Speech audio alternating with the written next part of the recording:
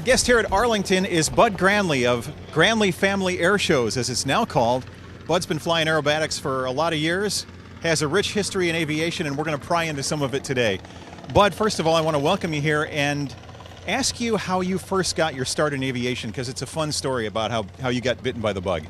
Well, I grew up in a little town and there was no pilots there, and my dad owned a garage, and he was gone, but I didn't realize he was gone. He came back, and we used to run out to the local field, my uncle's farm, whenever airplane came in, it would land on the field.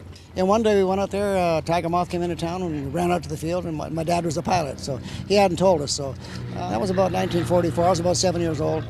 And we just loved aviation before that, and we really got into it. And so it turns out we went to Edmonton, and he became a mechanic and then a bush pilot. And I joined Air Cadets, and my brothers learned to fly, and my kids are all fly. So now I've got 3 airline pilots in the family. So it just that's what we do. There are a lot of steps involved in a career like yours before you get to the air show stage. Tell us about all the steps you went through and the different things you learned to fly. Well, I was an air cadet as a kid, and that's where I got my private license. And then I joined the Air Force as a cadet, also at 18 years old, and got my wings. And then my first job was as a 20-year-old flying F-86s in Germany. So, and that was a great time. We had a lot of airplanes over there. We kind of owned the sky, and the F-86 Mark VI was the best Sabre made, powerful and lighter, made by Canadair. And we just had the greatest time of our life for 3 years. It was a license to steal and play and go out. And then when I came home, I was a little disappointed because I was assigned to T6s as an instructor.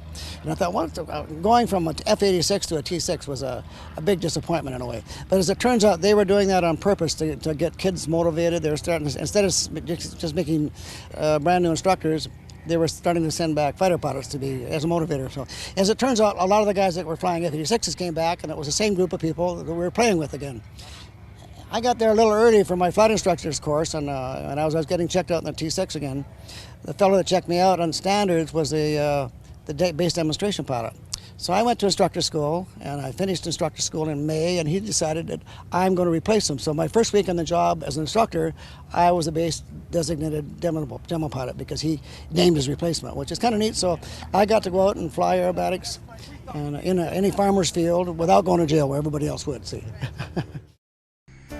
Cirrus Design's Vision SJ50 single-engine personal jet offers exceptional fuel efficiency, flexible seating for up to 7, advanced avionics, and all the Cirrus safety features you expect, including the Cirrus airframe parachute system. With its V-tail design, the Cirrus Vision is technologically advanced, yet engineered to be simple to fly, to allow owner pilots more lifestyle pursuits than any other personal aircraft. Learn more about the Vision SJ50 at cirrusdesign.com. I stayed in the Air Force for 8.5 years, and then the Vietnam War was on, and the airlines were growing like crazy, and fortunately a lot of the pilots that were available here in the Air Force were busy overseas in Vietnam, so they were recruiting all over the world, in France and Canada. Canada we sent down, the year I came down, we had hired 800 Canadians for the airlines, so in a way the misfortune for USA was fortunate for Canadians. So I came down in '64, I flew for United for 32 years. And during that time, I kept doing air shows. So I've been doing air shows now. My first year was the spring of 1960, so getting close to 50 years. Well, now, it's a big step to involve your son in the family business. When did that start, and how did Mrs. Granley feel about this? As I was doing air shows, I'd get in the T6 and I'd put the kids in the front, and they would learn how to navigate and fly someplace, and I took them to air shows, and they saw me having fun, and I'm older, but I'm still doing the same thing, and I'm still enjoying it, and it's just a great script for me, and the kids just kind of went into it. Now Ross, you'll talk to him later, and he joined the Air Force and became an F-18 pilot and a Snowbird, and his other brother became an F-5 and F-16 pilot and an F-18 pilot and a Snowbird, and it just kind of they enjoyed watching me do it, and I think it's one of the things where since the enjoyment level was high, they had no trouble stepping into it. My daughter does it. I took her to an air show when she was 25 actually, and then she decided to become, instead of a restaurant manager, became a flight instructor, and now she flies for Alaska. So I took her to a few air shows, and she just enjoyed it more than what she was doing. So not hard to imagine. Well, I have to bring this up delicately. You're getting to the point in your career where PA announcers at air shows say, "Believe it or not, folks, he's 72 years old." How long do you see yourself doing this? You know, if I can't do it better than everybody else, I'll quit. But it's funny because now I'm the oldest guy around. When I was flying F-86s, they called me boy jet pilot because I was 20 years old. So you know what? The alternative to being old is pretty bad. So this is good.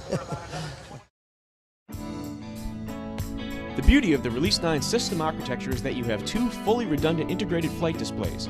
Each has access to all the systems and data. Providing full redundancy and eliminating traditional reversionary modes, Release 9 allows either display to be configured as the PFD. Now your failure modes are much more manageable because you can continue to fly with the same familiar display symbology without the need to relearn composite modes you don't typically fly with.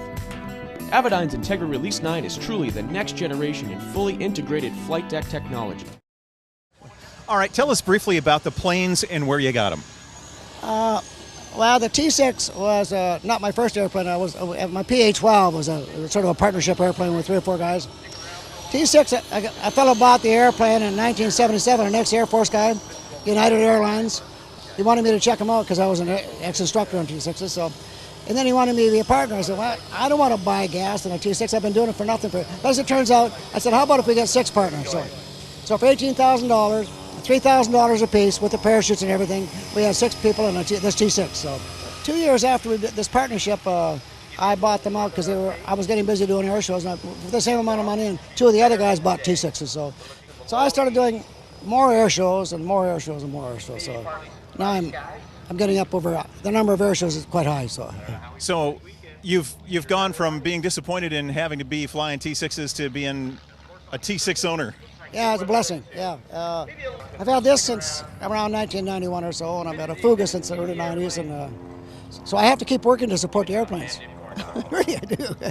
Well, you said you'd keep doing it as long as you're better than everybody else, and I got to tell you, every time we see you at an air show, we see stuff that we don't see other people doing. So I think you're still on track. Well, thank you. A typical fighter pilot will always say, think he's the best. If he doesn't think he's the best guy in the world, if he doesn't say, meet me at 40,000 feet and watch out, then he's not a real good fighter pilot, because it's a bravado. It doesn't really mean anything.